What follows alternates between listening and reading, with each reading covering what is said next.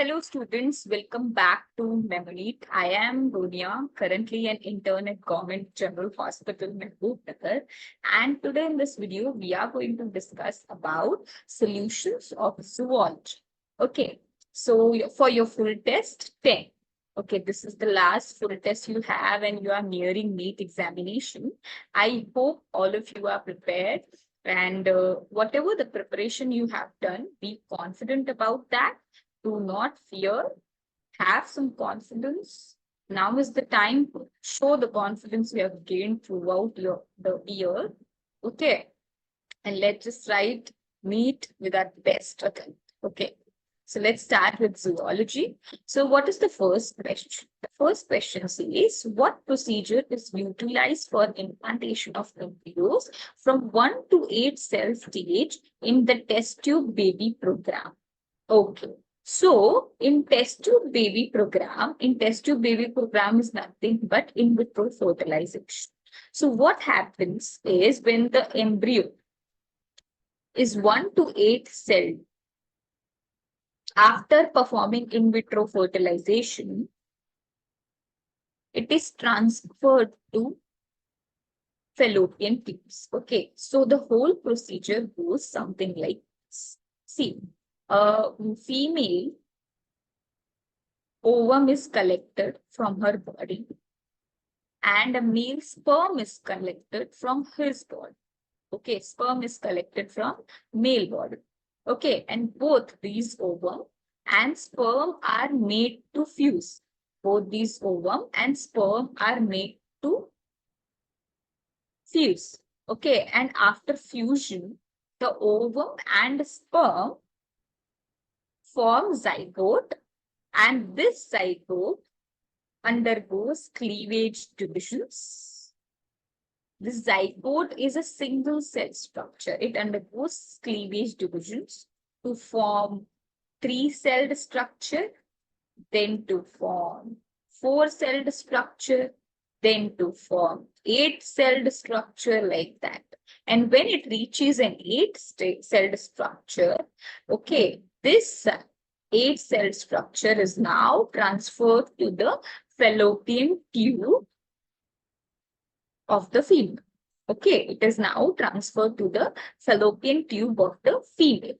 And if this zygote is allowed to become a 32-celled structure in the test tube or in vitro. In vitro means outside the body. Okay, that you should know by now. Okay, so if the zygote is allowed to become a 32-celled structure outside the body, then this structure will be transported to uterus, okay, instead of fallopian.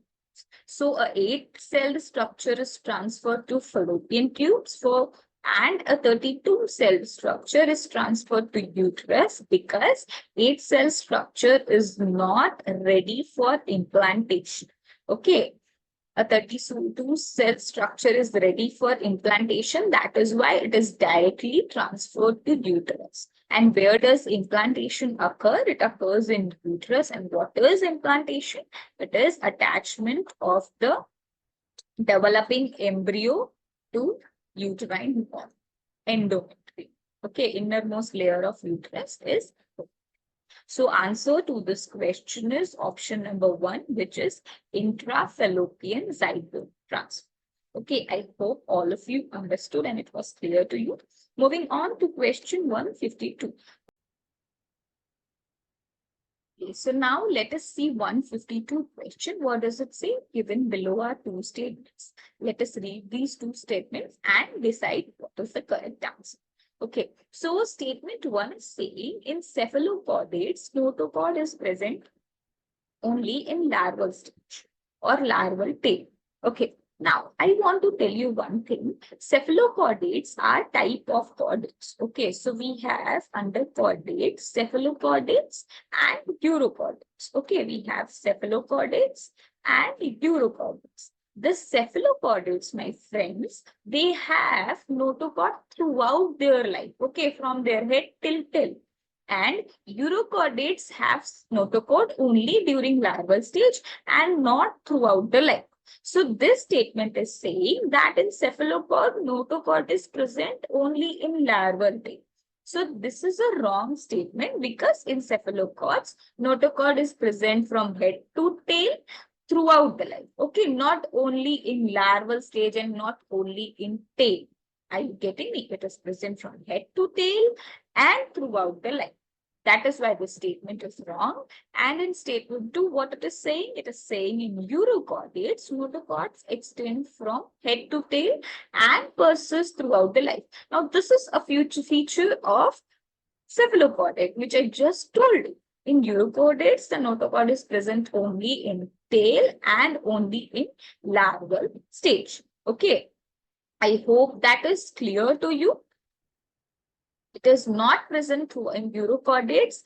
The notochord is not found throughout the life of the organism. Okay, so that is why the statement 1 and 2 are reversed. Okay, and they are incorrect. So answer to this question would be option number 1, which says that both statement 1 and statement 2 are incorrect. Okay, moving on to question 1.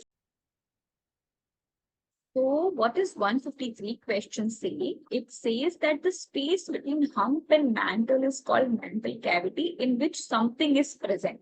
So it is a fill in the blanks type of question which is asking us to find out what is that something which is present between hump and mantle inside the mantle cavity.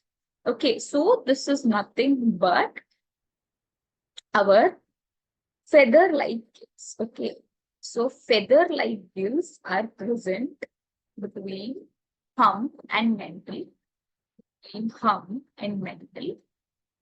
the mantle cavity. Okay, this is a very simple question. If you don't know answer to this question, then I think you should reconsider going to your answer. So these feather-like gills are present inside the mantle cavity and they have function of performing respiration and excretion, of performing respiration and excretion. And now you might be asking me, where are these structures present? So these structures are present in molluscans. Okay. So in molluscans, we find a hump and a mantle, and between a hump and a mantle, there is a mantle cavity, which basically houses feather-like gills. Okay, they are not gills, but they are feather-like gills. Okay, and they have function of performing respiration and excretion. So answer to question 153 will be option number 2. Okay, I hope that is clear to you. So moving on to question 154, let us see what does it say. Column 1 with column 2. Okay, so we have a column 1 and column 2 and we have to match it and then choose the correct answer. So adipose tissue, what type of tissue is adipose tissue? Adipose tissue is a type of loose connective tissue. Okay, it is a type of loose connective tissue. It is not type of dense connective tissue. Remember, this is very important. In my huge days, I used to get confused about this a lot. Ligaments are type of dense connective tissue. Okay, ligaments are type of dense connective tissue. Cartilage, what is a cartilage? It is type of skeletal connective tissue. And blood is a type of fluid connective tissue. Okay, this is very easy. Let me make a flow chart, a simple flow chart of the connective tissue.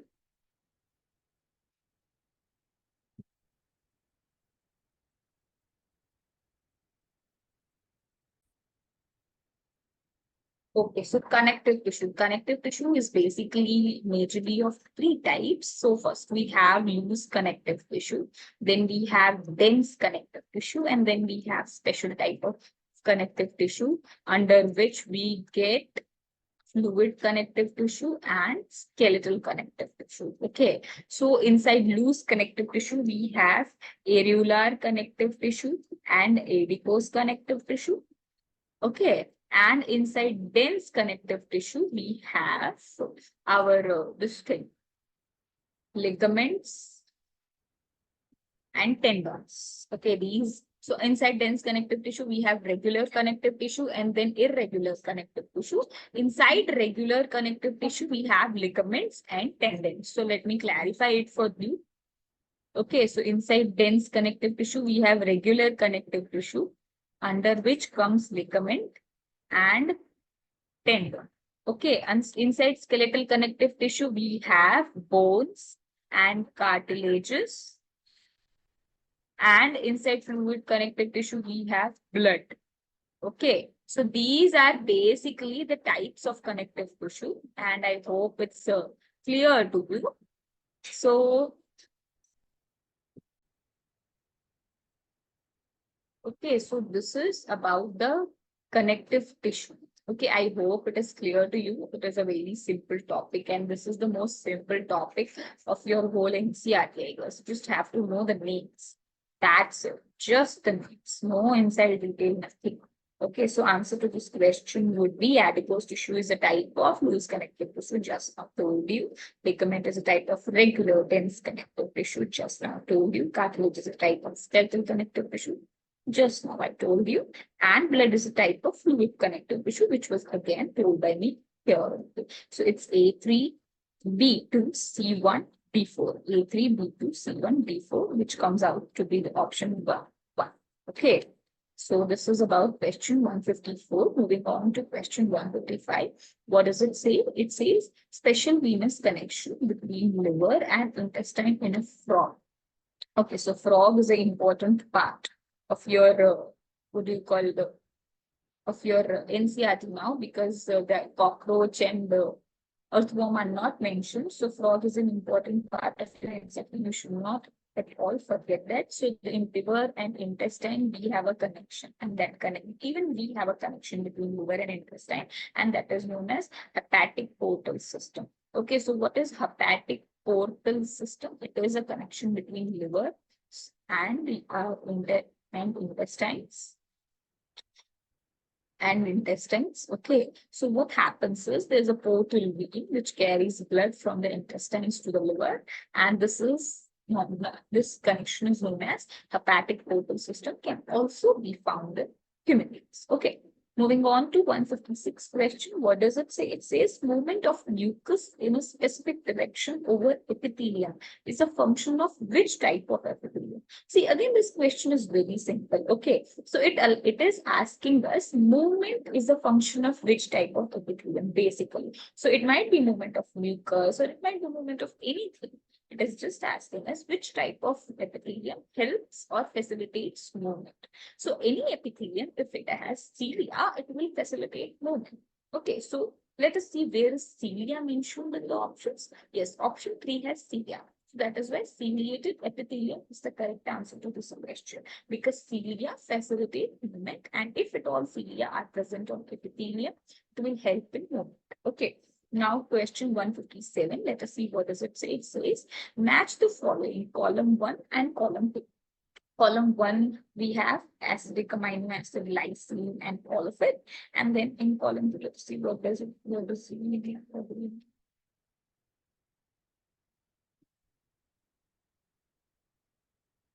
Aromatic amino acid, valine, neutral amino. Okay, so we basically have to identify that which type of amino acid belongs to which category, whether it is aromatic, whether it is neutral, basic, or acid. Okay, so glutamic acid, the name itself suggests that it is an acidic amino acid, so this will be A. Okay.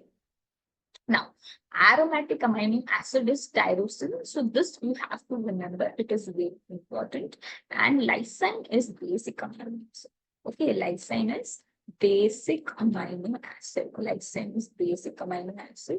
So basic is given in option number B.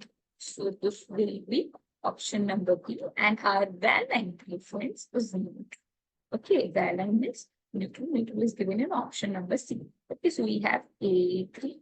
B4, C2, A3, B4, C2, D1. Yes, so option number 1 would be the correct answer to question 157. And this is a very simple question because basically based on the rote memory. Okay, And this is the basic thing you read in biomolecules. You should know one example to neutral, acidic, and aromatic and basic amino acids. Okay, so we have lysine is the main example for basic amino acids. You should support it.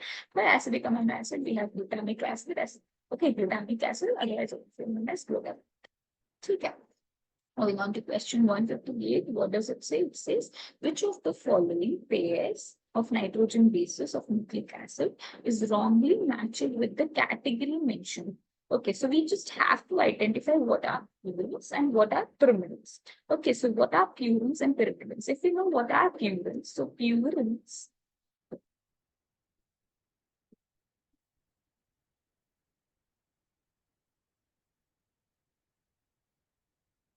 are adenine,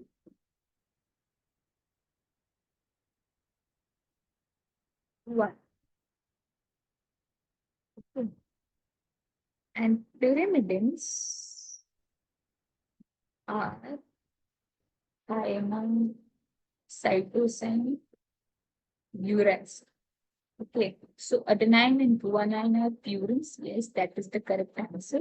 Adenine and thymine are purines. No, thymine is a pyrimidine, so this is wrong.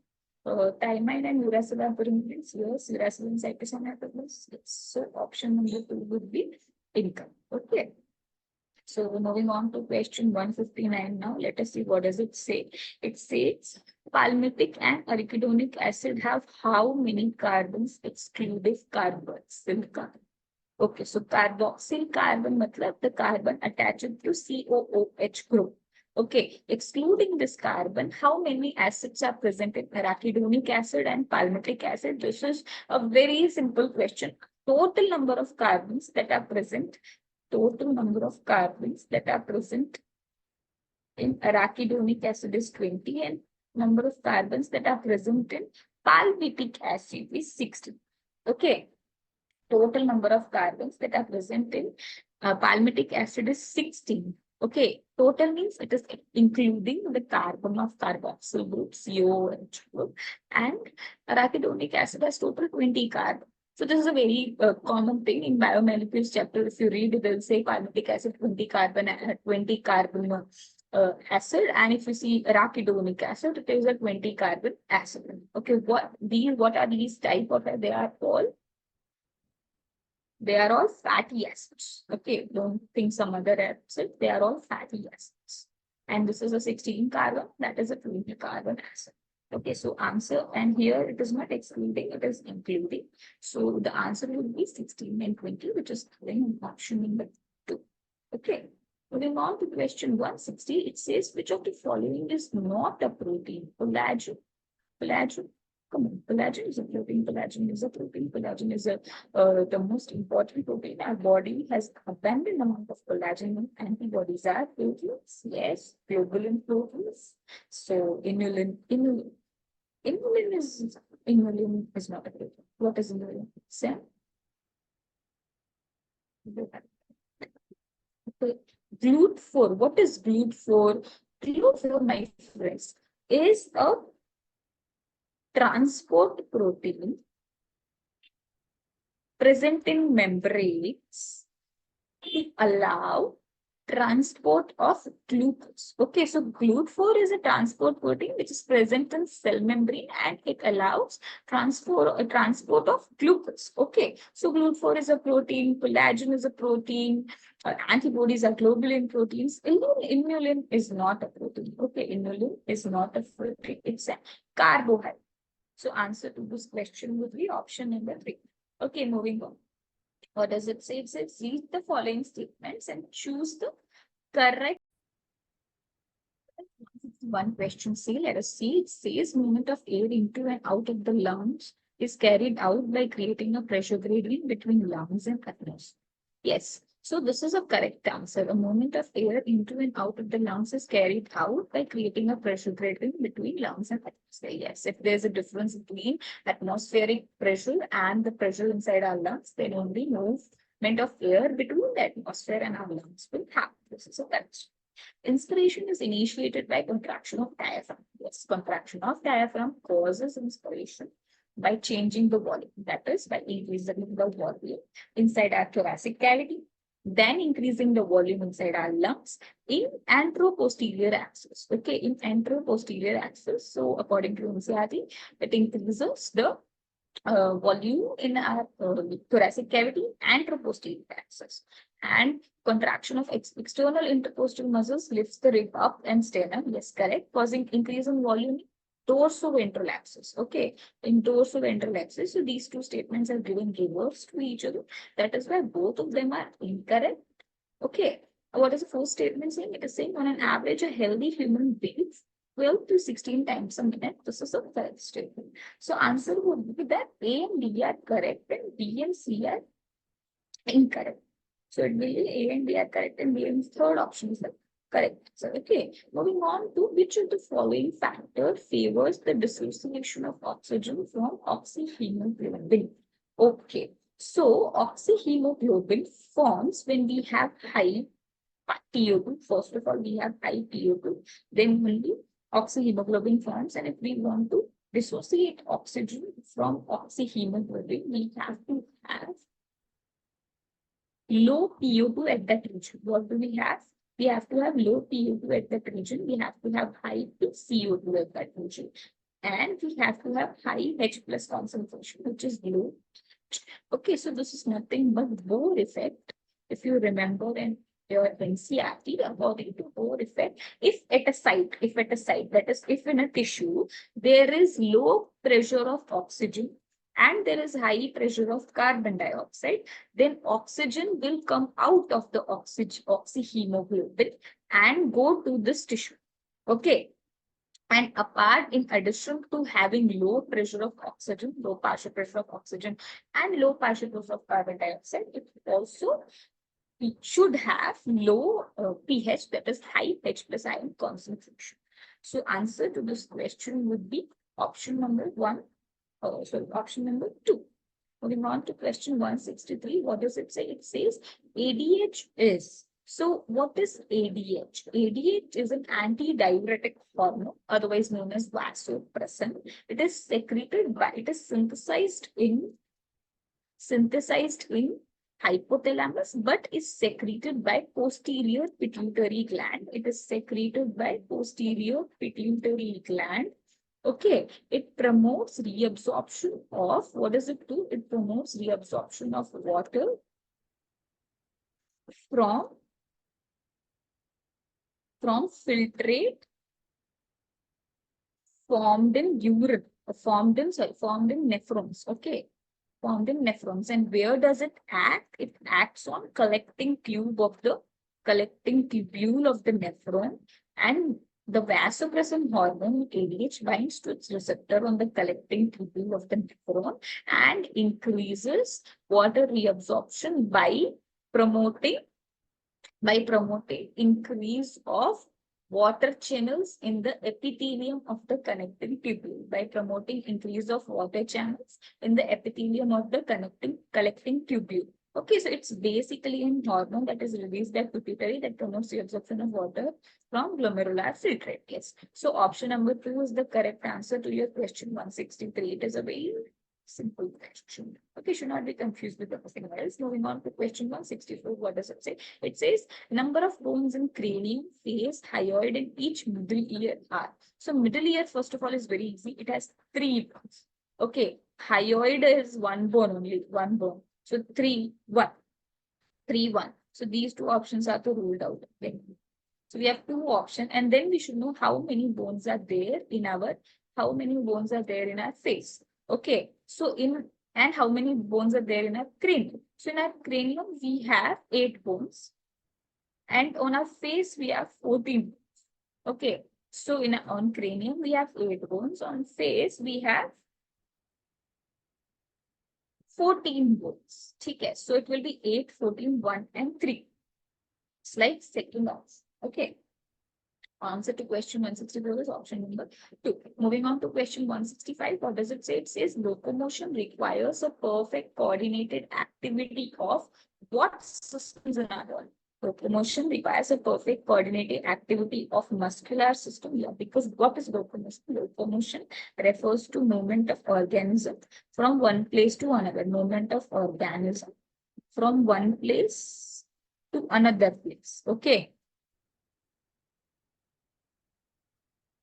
One place to another place. So for this to happen, a person requires his or her muscles to contract. Okay. His or her joints to move. Okay. And for this activity to happen, our brain should signal the muscles to contract, and our brain should signal the muscles to contract, and this contraction of muscles will move the joint. So what happens if we want to move from one place to another? That is, if we want to perform locomotion, we require our brain first to signal our muscles to contract. When our muscles contract, it will move the joints because muscles are attached to bones, and this movement of joints will allow our movement from one place to another. So basically, locomotion requires a coordinated activity between muscular, skeletal, and neural system. Okay.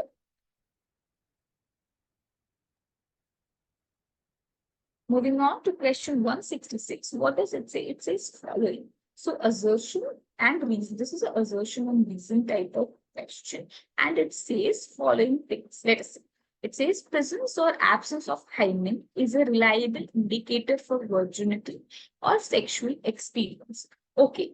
Okay. Presence or absence of hymen is not a reliable indicator because for virginity or sexual experience, because hymen can be broken even if a woman did not have sex. Okay, hymen is broken during harsh activities like during performing strenuous exercise, during sports activity like during riding a horse. Such activities, a hymen can be broken down. So it's not a reliable indicator for a virginity for a girl. Okay, moving on to reason of this, what is saying the opening of female reproductive tract is often partially covered by a membrane called hymen.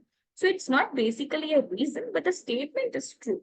Okay, so what is assertion? Statement is false, reason statement is true. So it will be A is false, R is true, which is fourth option.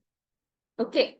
Moving on to question 167. This was also a very simple question. What does it say? It says a girl is born with X number of primary follicles. Okay. So we have X primary follicles. At puberty, this girl has Y number of primary follicles. Okay. And what is the relation between X and Y? Beautiful question. I would say this is a beautiful question. So primary follicles, as you know, are present from the embryonic life of a female. Okay, so primary follicles are present from the embryonic life of the female, but only at puberty the maturation of primary follicle into secondary follicle, into tertiary follicle, and then into Graafian follicle occurs. So this question is first of all related to genesis of your human reproduction. That has to be clear in your mind. And then coming, so from embryonic life only, the oogonia. What is an oogonia? Oogonia is ovum mother cell. Okay, so from oogonium, primary follicle forms. So primary follicles are present in a female body since embryonic life. They are present since embryonic life, and when a girl reaches puberty, these follicles start maturing into secondary, tertiary, and Graafian follicles. But during the gap between the embryonic life, birth, and the puberty, some of the follicles they undergo degeneration, and this process is known as follicular atresia. Okay, this process is known as follicular atresia. This process is known as follicular atresia, and this decreases the amount of the number of primary follicles that are present at puberty. Okay, so that is why the primary follicles that are present at birth or during embryonic stage are more than the primary follicles which are found at puberty. So X is greater than Y would be the correct answer to this question, which is nothing but option number 2. I hope this is clear to all of you. It's a very simple question and beautiful also because it requires a lot of concept and deep understanding of oogenesis. Okay, moving on to question 168. What does it say? It says the first movement of fetus and the appearance of hair on its head are usually observed during which month of pregnancy? So this is basically a direct question, does not require much understanding, just a clarifying question this is. So during fifth month, okay, during fifth month, the first movements of the fetus can be noticed, okay, and appearance of hair on his or her head noticed. Okay, so moving on to question 169, what does it say? All of the following statements are correct about Saheli. What is Saheli? Saheli is a oral contraceptive pill, non-steroidal oral contraceptive pill, which is made up of an active substance called or meloxifene. So this question basically was asked during the final year of MBBS also. So this is contraception is an extremely important topic. If at all forgotten to read, you will have to read it in your MBBS. You cannot like just leave it. Okay. So Saheli is an oral contraceptive pill, OCP, which is non-steroidal. It does not contain any steroid. Steroids are type of lipids. And the active formula which is present in Saheli is or meloxifene, and it is developed by Central Drug Research Institute, CDRI, Lucknow in India. So it is an oral contraceptive pill. It is, so they're saying the Saheli is an oral contraceptive pill. Yes, it is an oral taken by mouth contraceptive pill. Okay, it is once a week pill. Yeah, it has to be taken once a week after initial intake, which has few side effects, okay, and high contraceptive value because it is non-steroidal. It does not have side effects of weight gain, acne, asthma, and all. So it has few side effects. It inhibits ovulation and implantation as well as alter the quality of cervical mucus to retard the entry of sperms. Okay. Okay. So see, Saheli is a new contraceptive pill, and its primary function, you say, or mechanism of action is to prevent implantation. Okay, it does not help with changing the quality of cervical mucus. Okay, does not help with changing the quality of cervical mucus. It helps with prevention of implantation and does not inhibit ovulation also. These are the characteristic of our combined oral contraceptive pills, which are made up of estrogen and progesterone. Okay, so the only function, the only mechanism of action on which as Saheli works is prevention of implantation. That is why this statement is okay. Moving on to question 170, what does it say? It says tubectomy is a method of sterilization in which tubectomy means fallopian tube. Small part of fallopian tube is removed and tied up. Okay, so this is only the correct answer. See, tubectomy is a procedure done on fallopian tube, not on ovaries, not on vas deferens, and not on vas deferens. We perform vasectomy, in which a part of vas deferens is cut and tied. Okay. So there are multiple methods by which we can perform tubectomy, like Pomeroy technique, and all of it you will learn in your MBBS. Please do it. Okay, so moving to question 171, what does it say? In assisted reproductive technology, where gametes have been fertilized into in vitro, which of the following is practicable for embryo transplantation in fallopian tube? Okay. So it is basically asking us that in ART, that is in vitro fertilization, where gametes are fertilized in vitro, which of the following can be performed, which of the following is practical for us to do when we want to transfer the zygote in fallopian tubes. So if we want to transfer the zygote into fallopian tubes, it has to be of 8 blastomeres, 8 cells, or it has to be of 8 cells at least. Okay, so only embryo up to 8 blastomeres if zygote is not transplanted. Okay. Only zygote is transplanted, not embryo. Either embryo or zygote with up to 8 blastomere phases transplanted. Yes, we can transplant a zygote into fallopian tube, or we can transplant an embryo up to 8-celled stage. Okay, so a zygote is single cell structure. When it divides, undergoes cleavage to form 2, 3, 4, 5, and cell structure, it becomes an embryo. So a zygote or an embryo can be transplanted inside the fallopian tube up to 8-celled phase. So option 3 is the correct answer to question number 171. Now moving on to question 172, what does it say? It says bioreactors are commonly used during biosynthesis of recombinant proteins. Okay, so recombinant proteins are synthesized in large vessels called bioreactors. Okay, in large vessels called bioreactors. So this is a correct statement, and this is a part of your what will you call biotechnology. So, and what is the reason saying? Small volume cultures cannot yield appreciable quantity of products. So it is basically saying that in small volume cultures, appreciable quantity of products are not.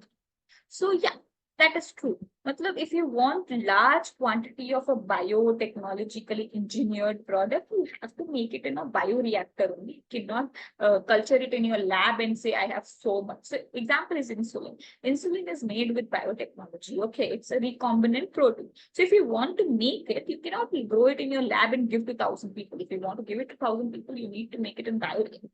Okay, so both A and R are true, but reason is the correct reason is the correct explanation, because it is saying that why is the recombinant protein grown in bioreactor? Because in lab or in culture we cannot grow large amount of recombinant protein. So reason is also correctly explaining the assertion, and that is why A and R are true, and R is the correct explanation to A is the correct answer. Okay.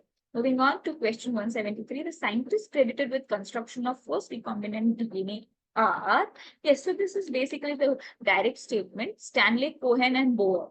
Cohen and Boer were the first people who performed or biotechnology and formed the DNA. Okay, recombinant DNA. Okay. So what is the 174 question saying? It is saying match column 1 and column 2 and choose the correct option. So we have to match the CRY gene and its function. Okay, so what CRY gene is found in which type of cotton, borer, bollworms, I mean which type of insect should be identified. So CRY1, it is also known as CRY1AC, CRY2AB and 1AB. Okay, so this is what it is. So this is basically these genes are found in this Bt toxin, okay, which are found or basically produce a toxin called as Bt toxin, okay, and this toxin is inserted into cotton, into cotton, and that cotton then becomes Bt cotton. And this cotton, after insertion of these genes, become resistant to cotton bollworms and corn borers. Okay, so basically CRY1AC and CRY2AB are resistant to cotton bollworms, and CRY1AB is resistant to corn borer.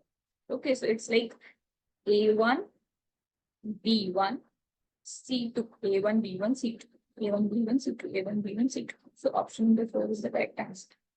Okay, moving on to question 175. What does it say? Donor genome was fragmented using molecular scissors from bacteria E. coli, that is restriction enzymes, and desired gene was obtained. Okay, cool. Cloning vector was cut using molecular scissors from the bacteria Haemophilus influenza. Yes, so restriction enzymes can be basically isolated from E. coli, Haemophilus influenza. So that's what they're saying. The desired gene and the cut cloning vector were exposed to DNA ligase. Choose the most likely scenario from the given. The alien gene and the vector will not ligate. Okay. So they are saying that donor genome was cut with the help of a restriction enzyme taken from E. coli, and cloning was done within vector. A cloning vector was cut. So the vector in which we are going to insert this donor genome was cut using restriction enzyme from H influenza. So they are basically saying that we want to insert our desired gene in a vector. So in order to insert, you have to cut the desired gene and the vector. So they have cut the desired gene with E. coli restriction enzyme, and they have cut a vector with the restriction enzyme of H influenza. So they basically use two different restriction enzymes to cut the desired gene and the vector. So, and then now they have put the DNA ligase. So let's see what will happen. The alien gene and the vector gene will not ligate. Yes, that is exactly the correct answer to this question. Because this is the stupidity one can ever do in their life, if at all they do not have concepts of biotechnology. See, when restriction enzymes are called molecular scissors, and they cut DNA at specific sites. Okay, they cut DNA and they are all called molecular scissors, and they are endonucleases. Okay, they cut DNA at specific sites. They cut the DNA at specific sites and produce sticky ends. Okay, produce sticky ends. Okay, so it means that when a DNA is cut, with the help of a restriction enzyme, it will produce a specific cut end. Okay, so the cut ends which are produced with the help of a restriction enzyme are specific to that restriction enzyme only. So if you want to join the cut ends, you have to use the same restriction enzyme. See, I'll give you the example.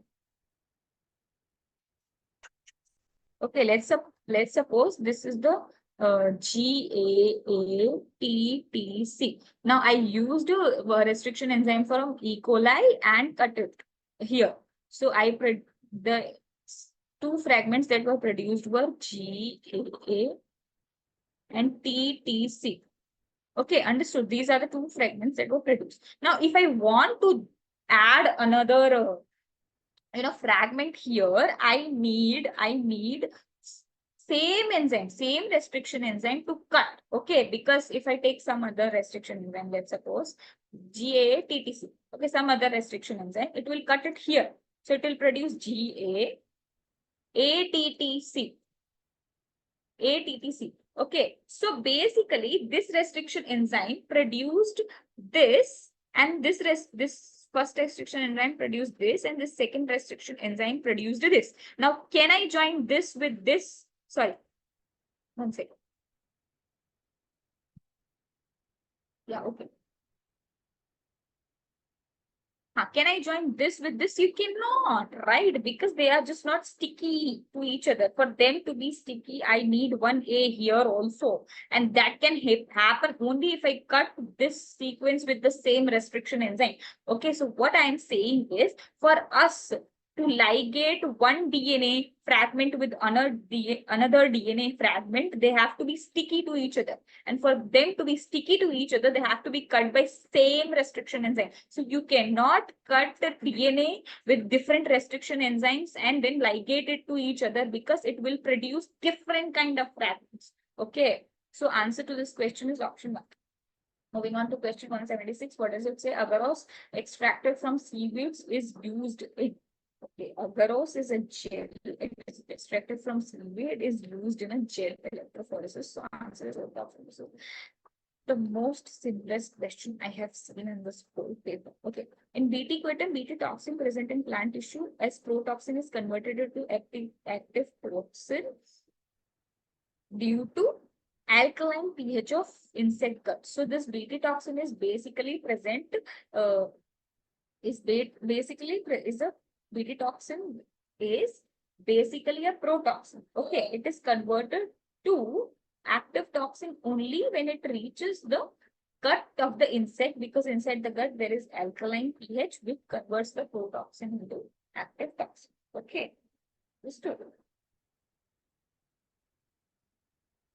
So basically the Bt toxin inside the plant is not active, but when it reaches the insect's gut, after insect eats the plant, and it becomes active.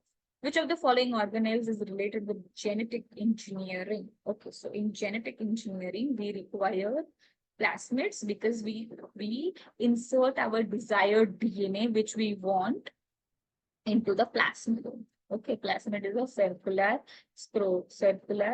extra DNA present in bacteria. 179. So this is assertion reason type of question. It says alpha interferon is a biological response modifier and it helps in destroying tumors. It is a biological response modifier and it helps in destroying Tumors, yes, it's a biological. Interferons protect non-infected cells from further viral infections. So basically, both of the statements are true. Interferons are substances which are produced from virus infected cells, and they prevent other cells from getting infected with the virus. And these interferons are also used as a treatment therapy in cancer because they slow down the growth of the cancer. So both A and R are true, but R is not the correct explanation to it. Okay. All of the following have hallucinogenic property except which of the following plant does not possess hallucinogenic activity? You all should know more than me. Okay, opium, otherwise known as morphine, do not have hallucinogenic property. It has pain-killing activity. Okay. Then 181, what does it say? Ringworm in humans is caused by, what is ringworm caused by? Tinea fungi. Tinea fungi causes ringworm. 182. What does it say? It says evolution is stochastic process based on chance events and chance mutations in nature. This is a correct statement. Evolution is a stochastic process, and evolution is a stochastic process, and it is based on chance events and chance mutations. This is a direct answer. Evolution is directed process in sense of determinism. No, this is not. Evolution is not a directed process. It is not a directed process. You don't know the direction of evolution. It can happen in any direction. Okay. You don't know the direction of evolution. That's why it's not a directed process. And you cannot determine the sense, like what will happen after. Okay. So it's not a directed process in sense of determination, because you cannot determine the direction of evolution. Okay, so this statement is wrong. So A is true, B is false would be. So answer 3. Question 183, option 183, match organism and user. So yes, so we basically have to match these organisms with their lifespan. Very easy question. What is there? Just have to buttify the lifespan of the organisms and match it.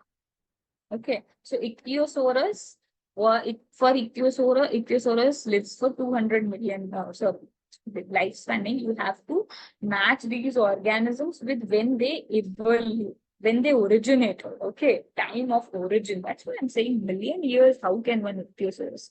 So you have to match the organisms with the time when they originated. Okay, when did humans originate? When did Ichthyosaurus originated? Ichthyosaurus originated 200 million years ago. Okay, invertebrates, okay, that is mollusks, amphibians, annelids originated 500 million years ago. Okay, squids originated 320 million years ago. That is plantae kingdom, they are saying. And jawless fish originated 350 million years ago. So A3, B1, C4, D2. B1, C4, D2. Option 184. Injury localized to hypothalamus will most likely disrupt regulation of body temperature. So what are functions of hypothalamus? Body temperature regulation, drinking regulation, emotion regulation. Okay.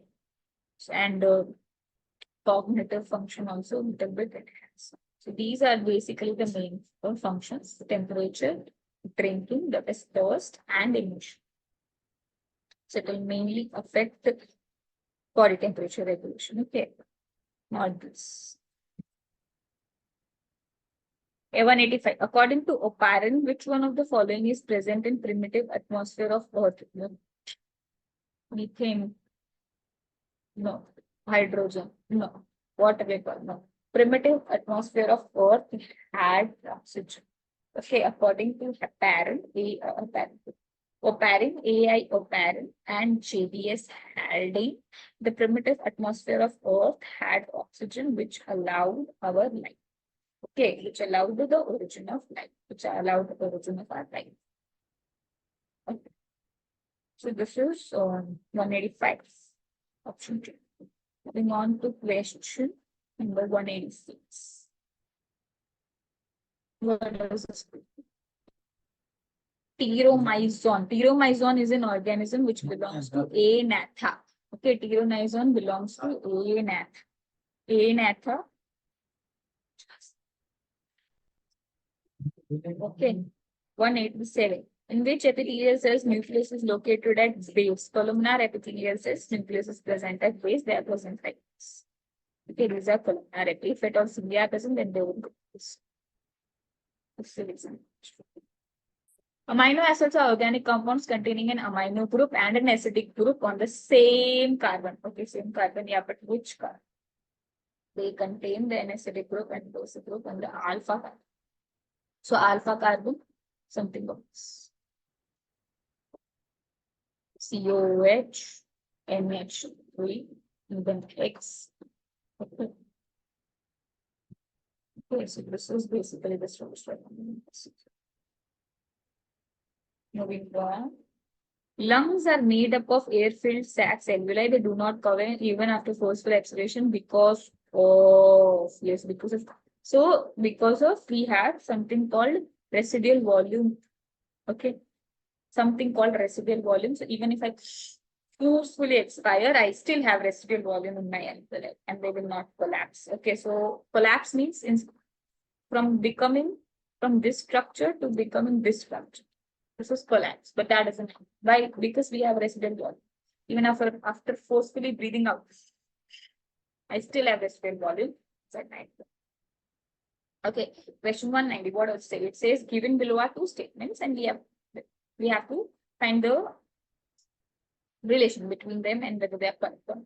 Heart failure is not the same as cardiac arrest or heart attack. See, for me, they are not same. And in MBBS also, they are not same. Heart failure is not same because heart failure means failure of heart to pump blood. Okay, failure of heart to pump blood to different organs in our body. And what is heart attack or cardiac arrest? It is stoppage of heart, certain stoppage of heart. So they are not same. In heart failure means heart muscles is suddenly damaged by inadequate blood supply. No, that is heart muscle is suddenly damaged by inadequate blood supply. That is not heart failure. Okay, that is cardiac arrest. Okay, so reason is false. Okay. What is heart failure? Insufficiency of heart to pump blood to different organs in our body. So A is correct, but R is false. So A is true, R is false. Question 191. In resting state, a subunit of troponin marks the active binding site for myosin on actin.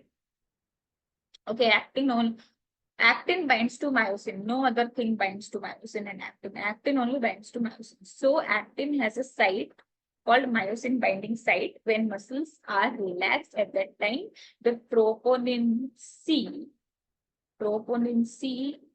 binds to this myosin binding sites on the actin filaments and do not allow binding of myosin to actin and formation of cross bridge and do not allow muscle contact.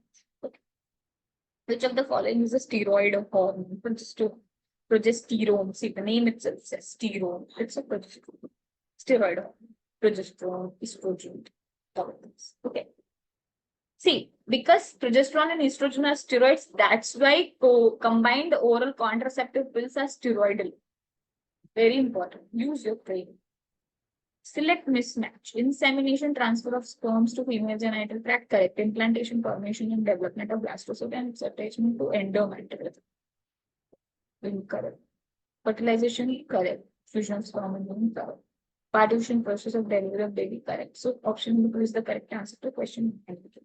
Moving on to question 194. What does it say? It says insulin can be obtained by directly adding human insulin gene to plasmid of E. coli.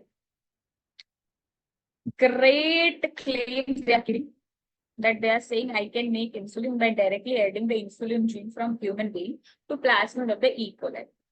Basically, that is incorrect because you cannot add the gene of the insulin directly. You just have, because Eli Lilly synthesized insulin and they synthesized A chain of insulin separately, B chain of insulin separately and joined them. So basically you cannot directly insert the insulin gene into plasmid of E. coli because A and B chain have to be synthesized separately. Okay, so this statement is incorrect. The human insulin gene codes for Prohormone. Yeah, exactly. Human insulin gene codes for prohormone only. Okay. Yes, that's true. In our body, after the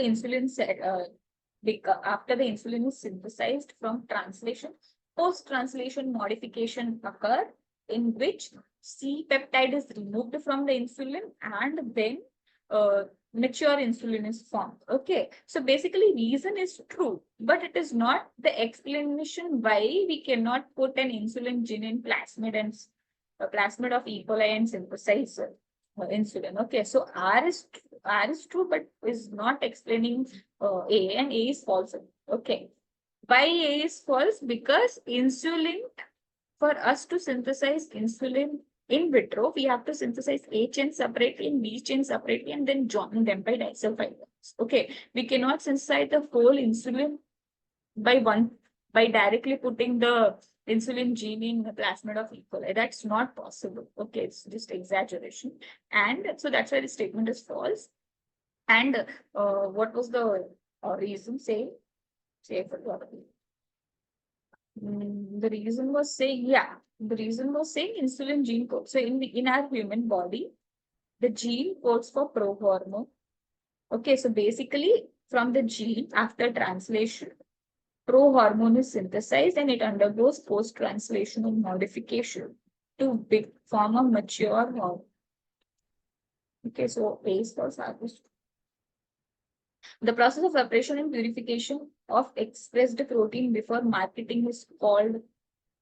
If at all you do not know this question, I don't think you are able to crack me. Okay, the process of separation and purification of gene after marketing is called as what it is called as bio downstreaming process. Is it called as downstreaming process? Yes, it is called as downstreaming. Simply a downstream. 196. What does it say? Says the TA plasmid is often used for making transgenic plants. The plasmid is found in. Okay, so it is basically asking us the source of TA plasmid. It is nothing but agrobacterium. Okay, agrobacterium tumefaciens. Yeah, I don't know whether you remember the name or not. Agrobacterium tumefaciens. It is a very nice name. I still remember. So it's from agrobacterium to derived TA plasmid. 197. Viticotum variety that was developed by introduction of toxin gene of Bacillus thuringiensis into cotton is resistant to cotton bollworms and corn borers. Cotton bollworm and corn borers, which are peanuts. So here, cotton bollworm,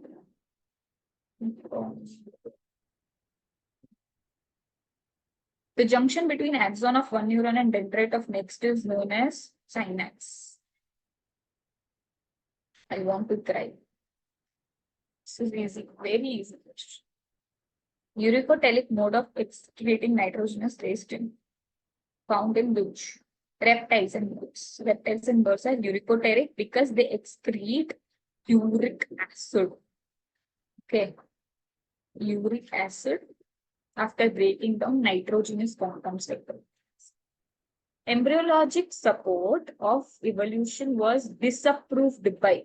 Oh, so this is a direct NCERT statement. Carl Ernst Bohr, there's a person called Carl Ernst Bohr. He disapproved the embryological support for evolution. Okay, he told that this is not the way. This is not approved or as a proof. Carl Ernst Bohr told that embryological evidence is not. He told that embryological evidence is not approved as proof for, because he noticed that embryos of different organisms, of reptiles, apes, amphibians, all of these pass through similar changes. Okay, during embryonic development. So he told that this is not the proof for evolution. Okay, so he disapproved.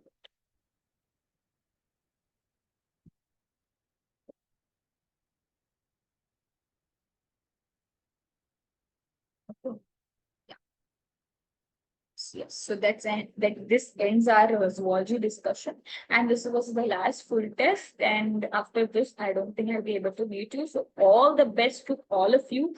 Do your great, do great in examination. Okay, and never forget to mark your bubbles properly. Bubble your roll number properly, because that blunder can eat your brain. So do not do that mistake. And on that note, I end this video. See you in the next. Okay.